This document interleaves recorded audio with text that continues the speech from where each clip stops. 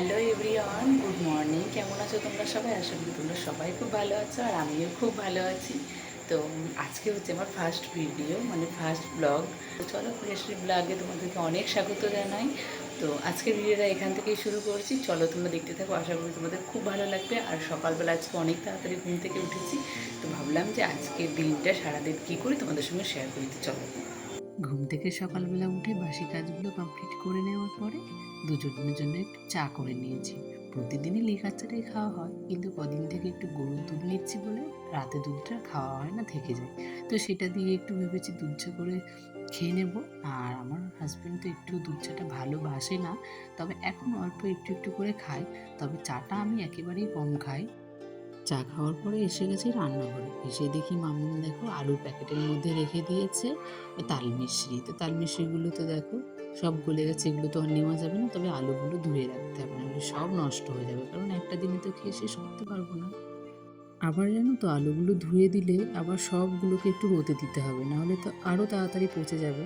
তো একটা এক্সট্রা কাজ বেড়ে গেল মামুনের জন্য। তো কি করব বলো, করতে তো হবেই। আলুটা একটু রোদে দিয়ে আসলাম শুকোতে, তারপর আবার রান্নাঘরে এসে গেছি।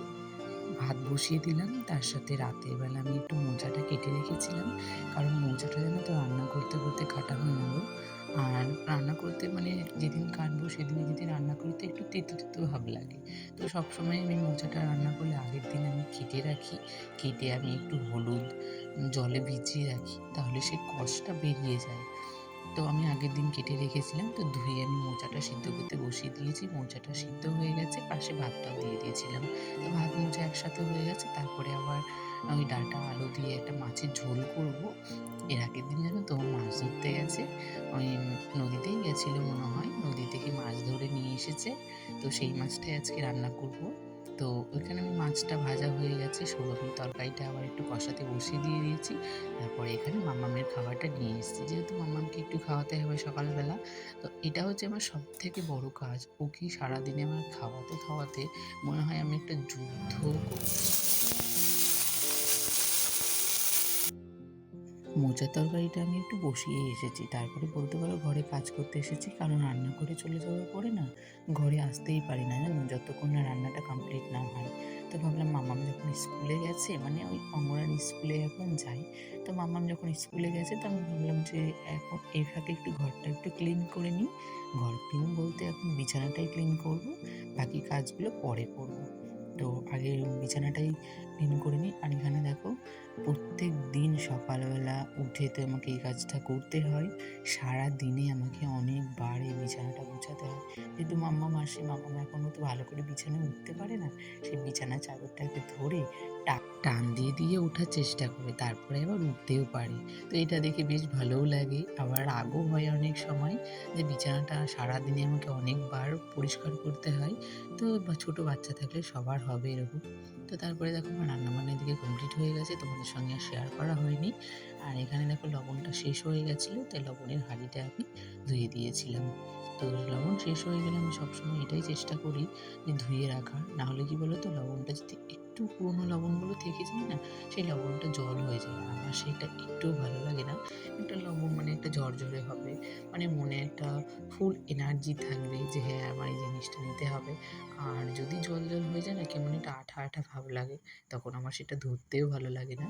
তো সবসময় আমি একটু ক্লিন রাখার চেষ্টা করি।